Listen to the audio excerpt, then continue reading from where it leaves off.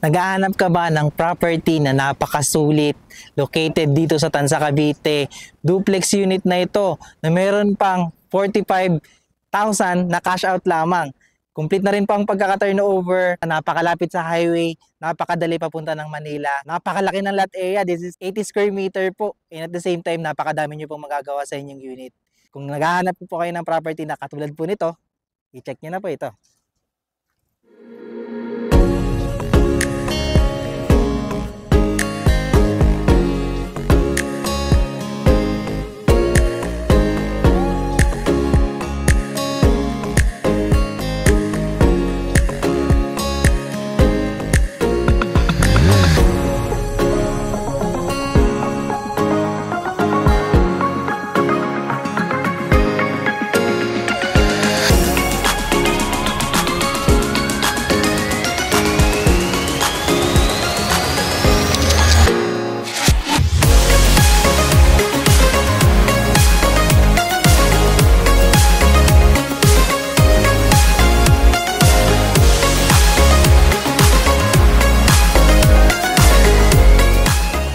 Good day po mga Kayor Homes. Nandito po tayo ngayon sa Barangay Halayhay, Tanza, Cavite, and for today's house tour po, i-feature po natin ang isa po pong project po ng Raymuland Land Inc. Ang Estancia Enclave.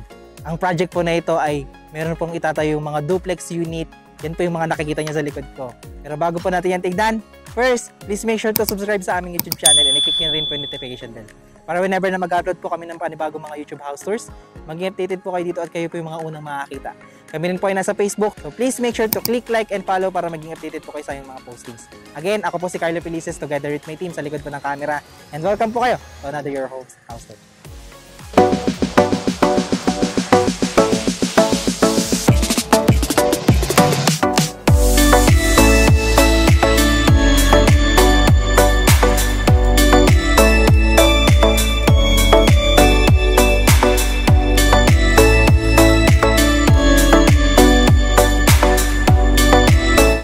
The project is along the Barangay Road and napakalapit lamang po nito sa Antero Soriano Highway. Pa-Manila po nito, ito ay accessible via Cavitex and 1.5 hour lang po nandun na po tayo sa Manila. Napakalapit lamang din po nito sa SM Tanza at sa mga establishments na kailangan natin sa pang-araw-araw katulad po ng schools, palengke at marami pang iba. So dito po mapapansin natin ito po yung sold out na natin na part ng project and at the same time po dito naman po sa kabila yung mga available units po natin na tatayo po tayo dito ng less than 500 units kaya hindi po ganun ka crowded ang project at maaliwalas lamang po ito. So kumpleto rin po ang ating amenities dyan. Yan po makikita nyo sa screen. Ang mga unit po natin dito sa Estancia Enclave ay mga duplex unit na complete po ang pagkaka-turnover. Ang ating mga typical lot area po dito ay 80 square meter at ang ating floor area ay 55 square meter. So kung ano pa yung nakikita nyo sa likod ko, ganyan na ganyan po yung mga pagkaka-turnover at meron po lang tayong mga variety ng kulay. So, ano pang hinihintay natin? Tingnan po natin ang unit. So, meron po tayo ditong 3 bedroom, may 2 toilet and bath po tayo, may carport po tayo. So, mapapansin nyo dito dahil tayo po ay 80 square meter ang ating lot area. Dami po natin pwedeng gawin na extension sa ating bahay at mga renovation na gusto po ninyo. So, at the same time po, complete po ang pagkaka-turnover natin ng unit na ito, so wala na po yung papagawa unless po gusto niyo lang po siyang i-renovate and halos nililipatan na lang po siya. So dito po titignan po natin yung actual turnover po natin, may pasukin po natin yan, pero nabanggit ko po kanina na tayo ay 80 square meter ang floor area, so hanggang dito po ang ating space and meron po talaga tayong parking. So ito po palibot po ng ating property, mapapansin nyo po meron pa po tayo dito ang setback sa likod, pwede po natin itong gawing service area. At meron din po tayo dyan, pwede pong pang dirty kitchen. So, dahil pa po pwedeng gawin dito. Kasama na po itong semento na nandito sa turnover po natin. So, ngayon, dito po kung makapansin nyo, ito naman po yung para sa entrance po natin. Ito yung expect natin na turnover. So, ano pang hinihintay natin? Pasokin pa natin ang loob. Tara! So, ayan. Pagkapasok po natin, metal flush door na rin po ang ating pintuan. And at the same time po, kanina po, nabanggit po natin na tayo ay 55 square meter ang ating floor area and complete po ang pagkaka-turnover. So as you can see, nakatiles po ang ating sahig, fully painted ang mga walls and ang ating ceiling po fully painted at high ceiling na rin po tayo kaya maganda po yung pagpasok ng hangin at ng liwanag. And at the same time po, dahil tayo ay duplex, meron po tayong bintana dito, meron pa po tayong bintana dito sa side po na to. tanggalin lang po natin yung mga furnitures at yung mga appliances, ganun na po yung pagkaka-turn over ng ating unit. So this is the space for the living area, and as you can see po sa ating living area, naglagay lang po sila ng sofa dito. Pwede nyo po itong gayahin or kung ano po yung idea na gusto nyo po dito, pero dito po nilagay yung kanilang TV. So gandang idea po ito, pero pag napunta po sa inyong unit, you can decide sa design po ng inyong bahay. So ito po yung space natin para sa living area. For our dining area naman po, as you can see po, naglagay sila ng 4-seater. And ang ganda pa rin po at malaki pa rin po yung ating space. So as you can see po, meron po sila ditong lanay sa gilid. Access po natin yan para sa ating extra po na space dahil tayo po ay duplex dito po sa side po na to. So dito po, may bintana pa rin tayo dito sa likuran. And kung gusto niyo po maglagay po ng 4-seater na dining table, pwede po yan. Ito po yung ating turnover naman po ng ating kitchen. So ito po. At meron rin po tayong sink, may cabinet na rin po yan. So ito po yung ating turnover naman po ng ating kitchen. Dito po kayo pwede maglagay ng refrigerator. So this is the space of the dining area and kitchen area.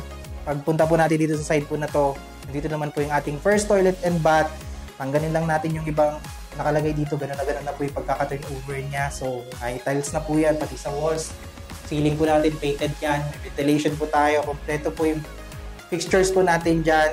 Tanggalin na po natin yung salamin at PVC plastic door na po tayo. So, ngayon, nakita po natin yung ating ground floor. Bago po natin makalimutan, minaximize din po nila yung space po nila dito sa ilalim ng hagdan. Naglagay sila ng mga maliliit na cabinet. So, sa ating stairs naman po, yan po, naka-planks na po yan. Ganyan na po yung pagkaka-turnover. Wooden na rin po yung ating handrail po dito. So, kayatin pa natin sa ito. Tamang-tama po ang ating laki ng space sa ating pag-akyat dito sa hagdan.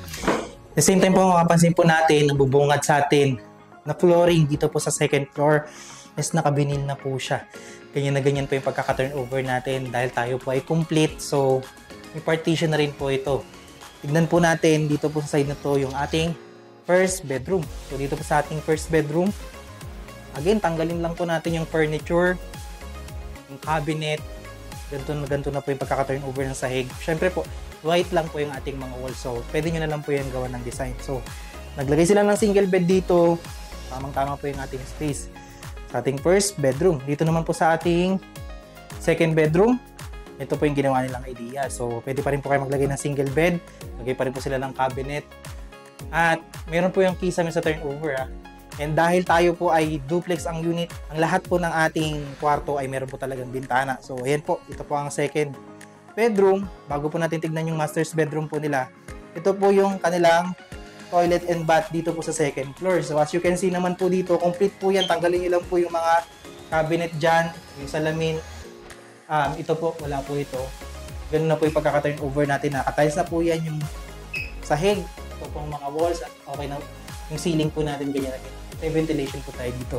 Kompleto po yung ating fixtures po dito. Meron po tayo lavatory. Kung mapansin nyo, may shower din po yung nakasama. Dito po yung ating toilet. So, PVC plastic door din po ang ating pintuan. At kung mapansin po natin, ito po ay connected dito sa ating master's bedroom. Pero doon na po tayo dumaan. So ngayon, dito po, dito naman ang ating master's bedroom. Naglagay po sila ng queen size na kama. Ang elegant niya po tignan. Actually, pagagandahin pa po nila itong model unit nila. Pero as of now, ito po yung idea na ginawa nila sa kanilang model unit po ng kanilang master's bedroom. Napaka-ganda lang po niya sa mata. So, connected po dyan yung ating toilet and bath. Ito po sa side po na to. And, ang dahil po talagang bintana. Yan po talaga yung isa sa advantage kapag po ang unit ninyo ay duplex. Tatlong side po ng bahay nyo may bintana. Maganda po yung pagpasok ng liwanag. At kapag binuksan nyo po yung mga bintana, mas maganda rin po yung pagpasok ng hangin. So, nakita po natin yung kanilang actual turnover. So, tanggalin nyo lang po yung mga furnitures na nakita nyo kanina at yung mga appliances. Gano'n na po yung pagkaka-turnover natin.